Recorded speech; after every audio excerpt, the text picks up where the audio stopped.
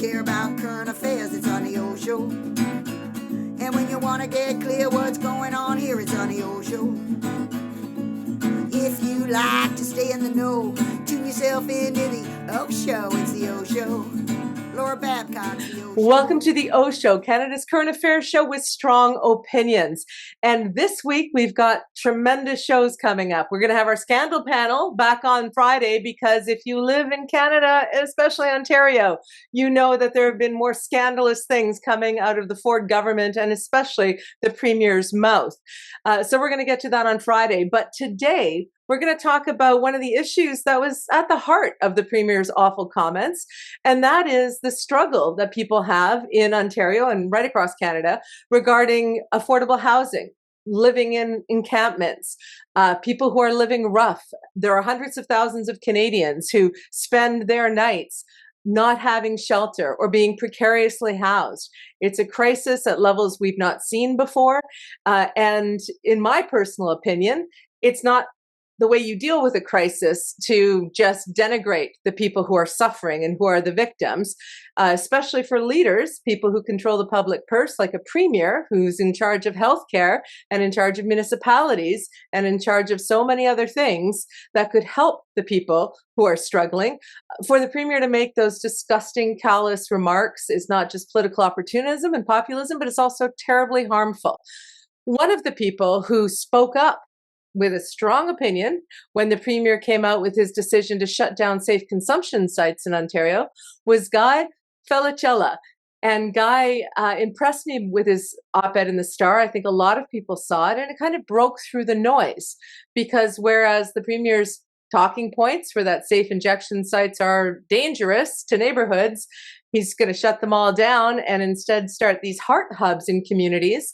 There's a whole bunch of people, thousands and thousands, who rely on safe consumption sites just to survive. And as we've heard, some of them, it's a first step. So when Guy wrote his op-ed in the Star talking about his own personal experience, it broke through that narrative. It broke through that populist talking point and spoke to the reality. So Guy, it's such a thrill to have you joining us for the first time on the O Show. I know we've caught you from Vancouver, where you're out there talking to classes about your experience. Can you tell me what your reaction was to the Premier Ford's announcement around the consumption sites, and also share with us, if you can, for people who didn't read the op-ed, some of your personal story and what people need to understand as they try to deal with this crisis? Yeah, thanks for having me. It's always a pleasure to have open and honest conversations. I think it does cut through the narrative and the misinformation that's spread through, a lot of media channels. And so it's always refreshing that when somebody wants to, talk the truth. And I think, in our society today, when I talk with people, it's like, hey, I'm going to say the truth. You might not like it, right, but it's going to be the truth. And I was really taken back by his announcement to close 10 supervised consumption sites and turn them into recovery hubs. We have a society that complains a lot about public consumption or some public safety issues. And then we are taking away the spot where people go to use these substances. And so what that will do essentially is create more public consumption, more needles in parks, more people using on the streets, but also more overdose deaths, more people with brain injuries, more public safety issues. And then the catalyst of all of that is, conservatives love to always talk about their tax-funded, tax-paying. This is going to cost an astronomical amount of taxpayer money. Yeah. And you're not going to have people essentially show up to these facilities if they're not ready for recovery. Yeah. But they already exist at these supervised consumption sites that when somebody does want help and support, which is often not talked about so much, is that they do connect people to recovery treatment services. Now, I know everybody always likes to say, well, how many people go from harm reduction to recovery and then never go back? It's essentially equates to the same thing. It's like, well, how many people go to recovery treatment and never use drugs again? I don't know. But I know that harm reduction is a bridge towards people getting to recovery. And then also at the same time, when addiction is a chronic relapsing condition, And so people are going to relapse. If you look at alcohol, tobacco, gambling, when people relapse, they don't die immediately. When you go back to a toxic drug supply without a harm reduction safety net or a supervised consumption site, essentially we're going to send people into treatment. They're going to relapse again one day and be at an extreme risk of overdose death. And so for me, his plan is so bad on so many levels. And his rhetoric around people, he dehumanizes people. When you hear words like drug dens and, these are, do we call bars then drug dens? Because it would be essentially the same thing. We don't. And so, I find it really interesting that he would make these comments because it actually dehumanizes and stigmatizes the people who already are using these facilities. And then it can also create a public perception and rhetoric through the public, which is even worse. And it's kind of like a snowball just rolling down a hill. And, my story is that I was brought back to life multiple times at a supervised consumption site. Every time I had overdosed, I volunteered to go into treatment to take a break. I was trying for years to figure it out. And if that facility didn't exist, like I wouldn't be alive today. My kids wouldn't be alive today. The life that I have today wouldn't have worked. Like none of it would be possible. Educating kids not to go down the same path as I did, that wouldn't be possible. So I like to think that, in my life, that harm reduction saved my life and recovery and treatment gave me the life that I have today. And it's amazing that you share that and that you courageously shared that in the Toronto Star. And as I said, your message, I was talking to people in all kinds of communities that I work in, and they'd all heard your story, right? And so I think there's power in, as you said, breaking through the lies that are out there and the misinformation that is so deleterious. In addition to the fact that it gets kind of picked up by the public, I think it creates a permission structure for people to then also dehumanize. There was somebody in our community, a prominent person actually provincially, who said, that people who were in homelessness were being bussed in with, it was disputed by an investigation by the local media. It's not true. But it is a trope that I heard repeated by my neighbor just this morning, right? And I had to say to them, actually, no, that's not true. That was disproven. But what it does is it creates a permission structure for people to say, well, I heard somewhere that it's a drug den and there's needles everywhere. Or I heard somewhere that people are being bussed in. So why should we care for other people's homeless people, right? Why do we need to care? And then you start to see almost like a callus being built over the heart of communities where people start to get callous and cold. And I have the opportunity, Guy, to work on a food line every week and get to personally talk to 1,000 people every single Saturday. And it changes and grows every week. And the last thing in the world that I think we need to do to bring to solving this crisis around the poison drug supply and homelessness is cruelty. Yeah. What is the impact for yourself when you think back to those days when you were struggling to get help and going to the safe consumption and ODing and going through recovery and doing everything you did to build the beautiful life that you have today with the help of the people who helped you? What is the impact of society getting cruel or picking up on these populist talking points and giving permission structures to not feel they have a responsibility towards their neighbors? Yeah, no, it's that stigma that actually is the main driver of why people isolate, don't reach out for help and support. Even when they're struggling because of how they understand, you can hear the words incorrigible, you piece of garbage, criminal, all these words really impact a person. But essentially what we do is we create traumatic circumstances in people's lives that are already struggling with trauma. And I don't know too many people who struggle with addiction who haven't dealt with either verbal abuse, sexual abuse, physical abuse. But yet we don't know the story behind the individual. So we judge them for what we see. Maybe they're not dressed with nice clothes, or maybe they are using substances on the street. So we judge specifically that, but we're not realizing that we're also, by the things that we say about them, are shaming them for the reasons of why they cope with the pain and struggles that they do. So essentially, we shame them for what they went through that they had no control over. And so it's so sad. It drives people into hiding into dark shadows. And people are fearful to reach out for help because they know how society views it. And so I already carried enough shame in my life for how I was struggling. I already carried the shame of the abuse that I went through. And, when I got to a place that I needed help and support, it was very hard to reach out to specific organizations because of the way I was treated. And we are killing people, and that stigma has become just as deadly as the drugs themselves, because that's why people struggle in isolation. And we have these simplistic slogans as well. Like, hey, you want to get off the street, get off the drugs. And I'm like, going into addiction treatment doesn't solve poverty, unaffordability, and housing insecurity. It stops you possibly from using drugs. But then essentially what we do is we put them back into the environment and done nothing to support them. And I'm just like, if you don't make something better for somebody, then why would they even go? And it's not that people are enjoying the struggle of their lives.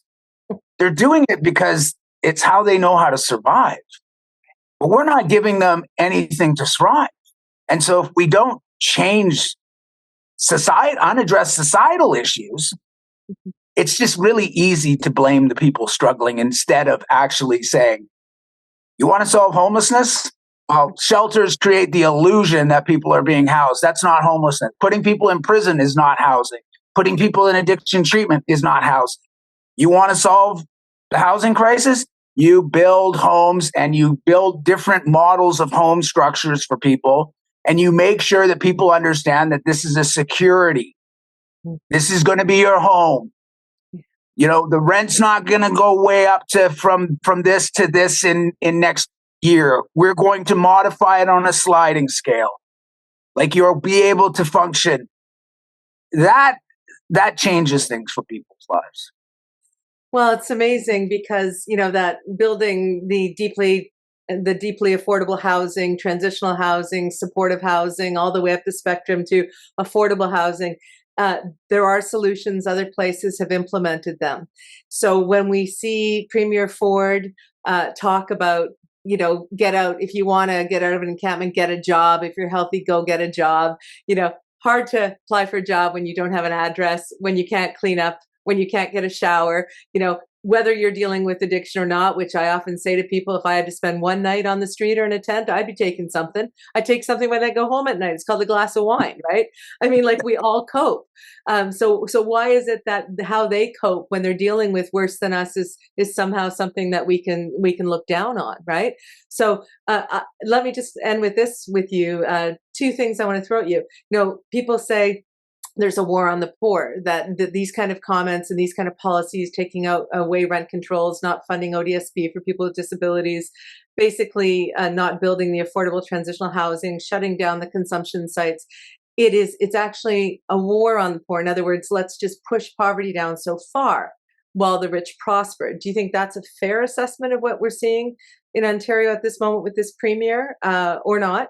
And then the other thing I just want to ask you is, what rhetoric would you like to hear? What would you like to hear leaders say that would get through the noise to the people who are already feeling the shame of abuse, who are already feeling pushed down by this kind of terrible rhetoric the premier and even Poilievre with his drug dens is using federally? So, is it a war on the poor in your estimation, Guy? And also, what do you think they should be saying if they really care to fix the problem? Yeah, I wholeheartedly agree with this. It is a war on the poor, and it's something that it's almost like a classic playbook that they pull up every once in a while to go reiterate. And I've seen it happen through the 80s, the 90s, and we're now seeing it happen again. We're seeing it happen in the US. And really, it's like, let's blame the poor people, punch down on the poor people. They're the problem. They're screwing up our society. And I mean, man, it's just so sad.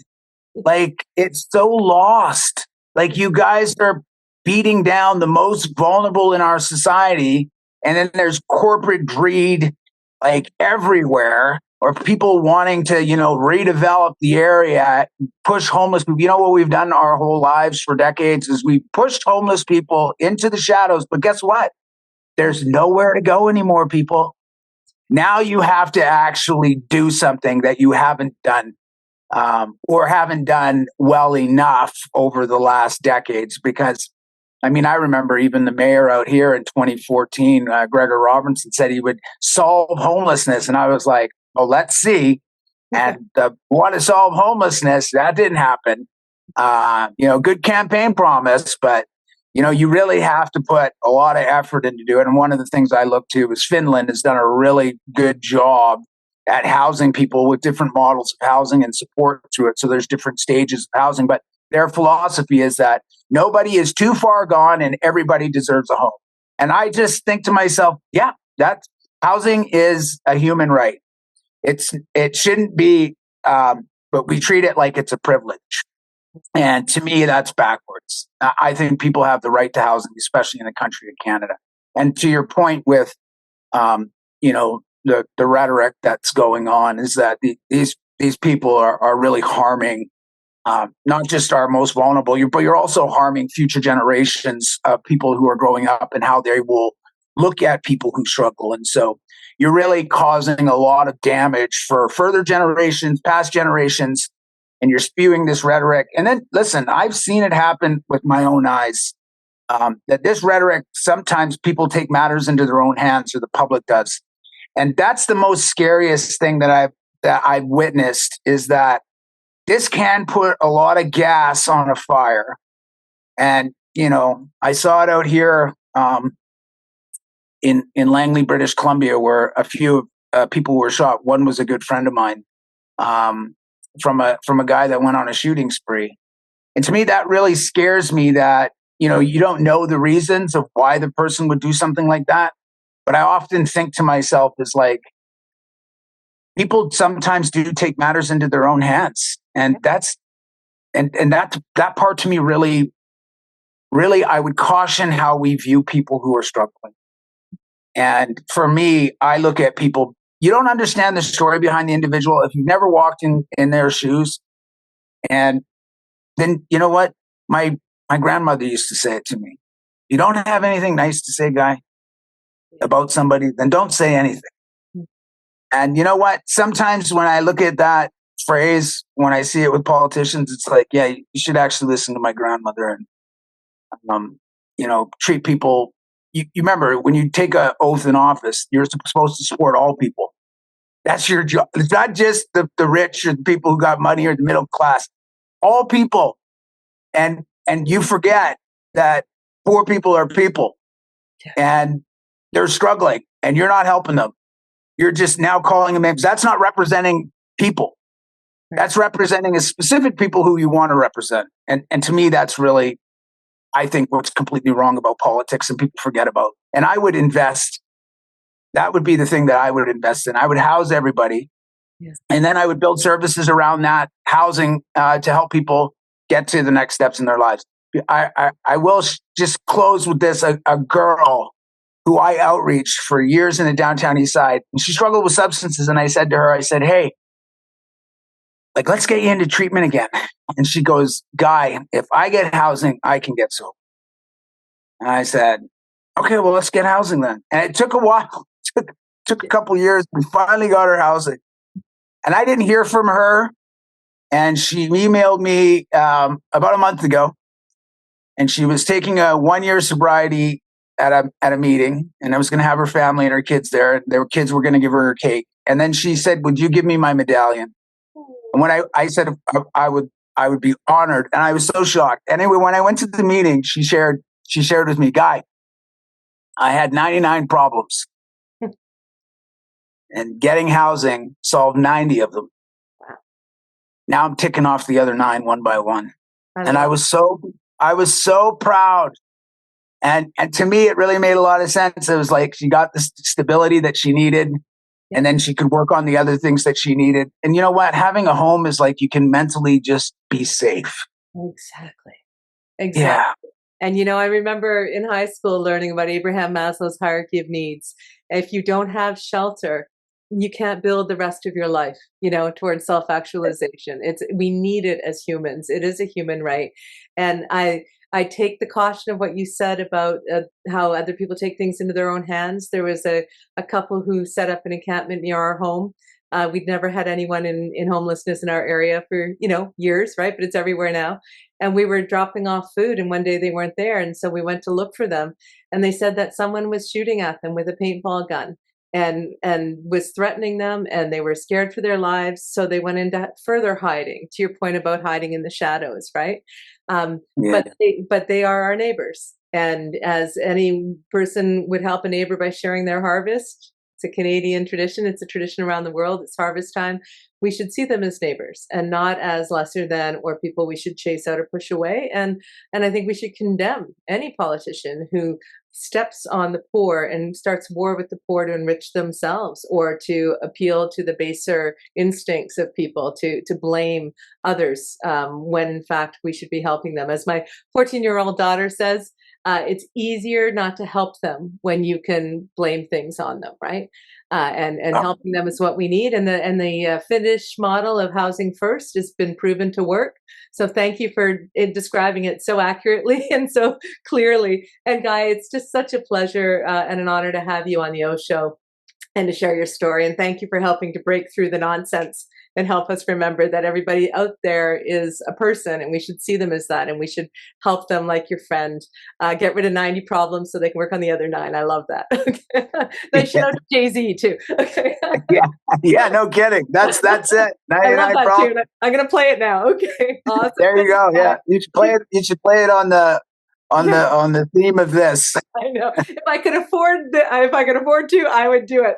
But thank you, Guy. And up next on the O Show, for all of our listeners and viewers around the world, we are going to talk to a researcher who's got some alarming new statistics on how many people are dying from not being housed in Canada. We also wanted to speak on this show with Gessie Stearns. She's from McMaster. Welcome to the O Show for the first time, Gessie. And can you please tell me about how the research started, why you started it, and what was your latest finding? Yeah, so thanks for having me. The project is actually called Hamilton Homeless Mortality Data Project, and it is a group of doctors and that began it, as well as myself, who at the time was somebody working in the social service system here in the city of Hamilton as a housing worker in various programs. And so at that time, at that time, we realized that many of the people we were working with were dying, and this was going unnoticed.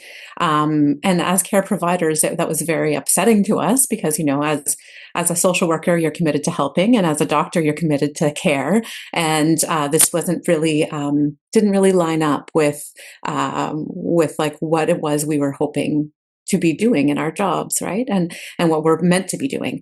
And so more recently, so we've been doing this project now for 3 years, a little over 3 years, but we've released 6 different sets of data. We release them every 6 months.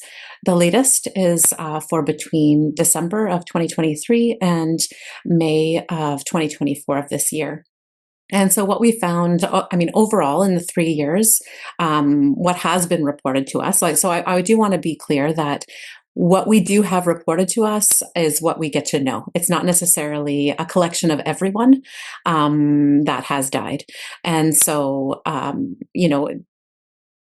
over the 3-year period, we've become aware of 116 deaths. And in this last 6-month period has been the largest number of people so far, which is 25. And for a while now, this averages to be about one person every 10 days that's dying without access to rights-based housing here in the community. But this year, especially in January, was quite stark, where we noticed, I believe it was 7 deaths in that month alone, which is an average of one person every 4.5 days in that month. And so that's seriously concerning, especially when we consider that folks living outside are often great supports to one another. So in relation to the numbers that the city of Hamilton puts out, which is during that same period, about 200 people outside were living outside in the city of Hamilton. Our numbers show that 16 of people living outside, their last known living location was unsheltered at their time of death, which comprises about 8% of the entire population of people living outside. And that is giant. That's giant for anyone to be losing that many people.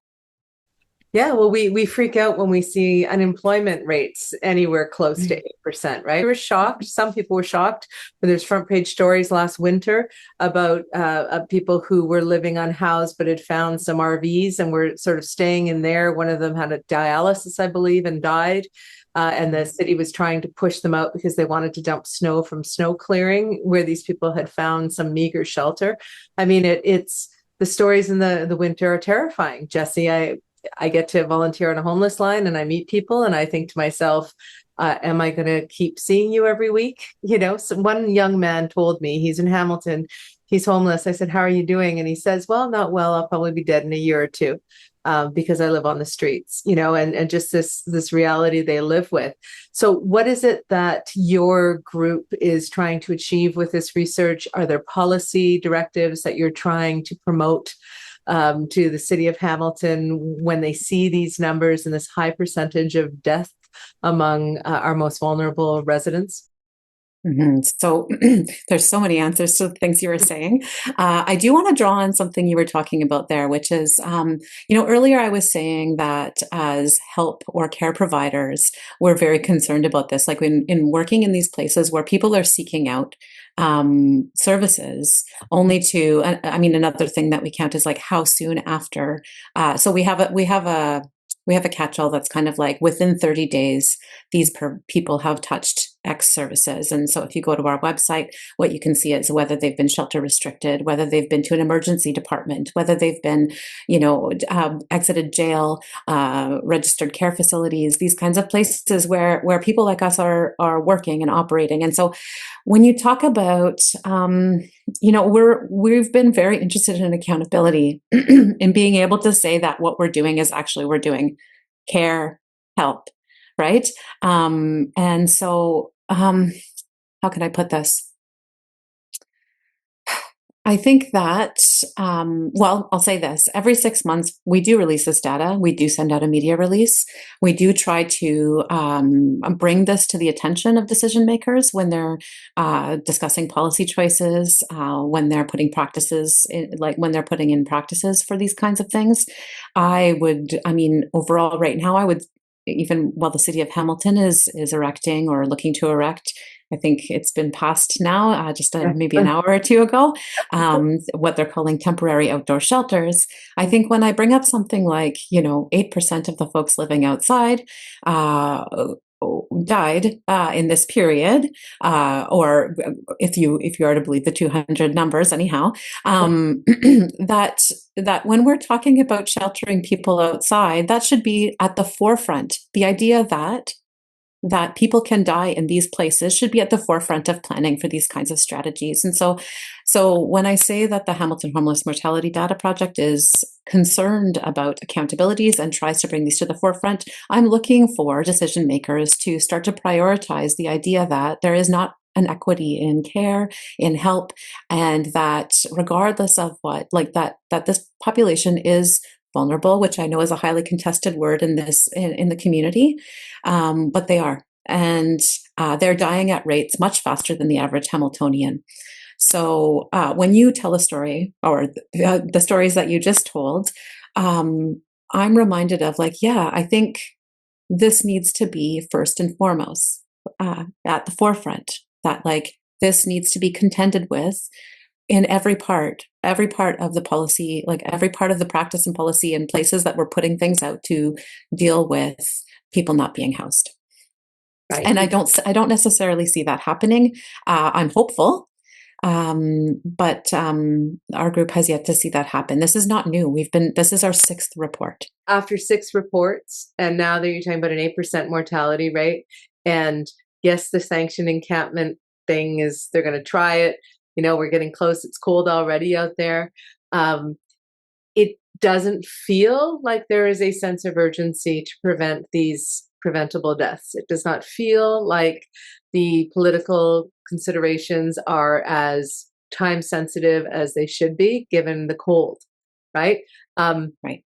Many times I have wished that people in policy decision making see what it's like to see, as we saw last year, a little girl wearing a garbage bag, right, to prevent her from the elements. You see that, and you're like, how is our council, our premier, our prime minister not understanding that people will die of the elements as well as right? Yeah, there's this very, I'll call it maybe a contagious idea that you can plan for an ideal future. That there's all these plans that will trickle down to the future, and that we'll come to some place that will no longer see this. But I guess I ask, what happens to people now? What happens to people living outside now, that are living in shelters now, who could end up outside, that are living in precarious housing now, that could end up in shelters or outside? You see what I mean? Like there's something else here that we need to consider and think about in relation to how, again, I'll turn back to how we care for one another and how we help one another, because this is more of a trajectory. It's not necessarily that, how we discuss it as though there's a person outside doing X thing. In fact, it has to be more about how we respond to this and how Hamilton decides to define itself through this crisis. Well, I think that's a great way of putting it, because we are defining ourselves by how we deal with this crisis. And so what about now? What about now? Yeah. Yes. And so far, my assessment has not been very, I've been very critical, because I feel as though we've been pushing people around, as though somehow that is helping them not freeze and lose their fingers this winter. Yeah, and the policy speak also is a lot like that. I mean, that the people will flow through the system, that they will go through various categories of home ownership or home rental, and that there'll be a trajectory through a system. And honestly, like none of that, all of that actually is about a later. Right. And like I said, this is 3 years now that we've been doing this project, and later hasn't come yet. The question I always ask is, if there was a big flood or some other big natural emergency, you would put them all into some sort of a makeshift shelter so they could get through the night without freezing to death. It would be a consideration, right? Laura, I also want to, like, this thing, this them, this they. I mentioned specifically, we have members of Acorn speaking about the precariousness of their housing. We have people talking about the landlord-tenant board and what's not working there. We all know someone that's struggling. Food banks, food bank usage is at an all-time high, and it's not this idea we have about someone outside being something is actually a little inaccurate, right? Like, people get to where they are from a whole trajectory of things. I just named a number of them. Yeah. And I've heard about people who have jobs working in social work, working as nurses, who are ending up in encampments because they lost rent controls and they can't afford rent and food. So this idea, you're right, the stigma that we have, that homeless people are people who made poor decisions, who are probably perfectly healthy, but have a drug addiction and are lazy, or all these stupid things that we've been taught to believe, because if we believe them, it's easier not to help them. That is not the reality of who we are seeing, who are living outside. I would also point out that even if that were the case, I don't know that the logical end to that is allow people to die. Exactly. So for years before becoming a PhD student at McMaster, I worked in social service agencies. I was in family homelessness, in fact. So your story, like, I've seen it a number of times. Yeah. And this is also a lot more complex than housing. And again, I can point back to, what are we doing as a community? What are our ideals? What is it that we want to be? Because we have so many places that are involved. Children and family services are involved, especially when we talk about family homelessness. Like I mentioned, hospitals, jails, care facilities, how we work with rights-based housing, right? So this is, even more recently, the closure of safe consumption sites, which is a health equity tool. Like this is something where those deaths. So for the 3-year period we know that about half of the folks that have died, about 47% over the last 3 years, died of overdose. We're also very concerned what happens when people are not having those important interactions with people in those places in order to be connected and remain connected. What happens to the equitable tool to keep people from dying? Overdose is preventable. What is it that we want to be? Because we have so many places that are involved. Children and family services are involved, especially when we talk about family homelessness. Like I mentioned, hospitals, jails, care facilities, how we work with rights-based housing, right? So this is, even more recently, the closure of safe consumption sites, which is a health equity tool. Like this is something where those deaths. So for the 3-year period we know that about half of the folks that have died, about 47% over the last 3 years, died of overdose. We're also very concerned what happens when people are not having those important interactions with people in those places in order to be connected and remain connected. And now in Ontario, we are losing safe consumption sites thanks to the Premier's policy decision. So I too share your fear. And especially as our healthcare system is being dismantled, right? Like the average person who can show up like myself as I appear struggles to get the kind of care that I would need for myself, let alone if you show up looking like the stigmatized versions of what we've described or having a circumstance in which you are discounted. Now, we don't have the services at the ready for people who want to attend, for example, a treatment facility for substance use. We actually don't have those available to us like this. So what are we asking people to do? And then I turn back to, how do we prevent deaths? How do we think about preventing deaths when we are talking about care and help? And is that formatted in the current design, that like the current things we're doing now, not just future things, today things? Plans are great. Theoretically, let's do them. But right now, are we okay with people dying because of exposure in Canada? But also, like, death by exposure is certainly a possibility. Yeah. But what our data shows also is like death by a lack of consideration or a lack of accountability at the systems level, a lack of, or maybe at least I could say we call for implementing some sort of strategy to reduce deaths. Yeah. With any other population, I fail to see where that wouldn't be considered. If 8% of Hamilton's population, which is about 45,000 people, were to die in a 6-month period, I really feel as though there would be, 1, a period of tremendous mourning, and 2, a call to action to make that stop immediately, and accountability for it.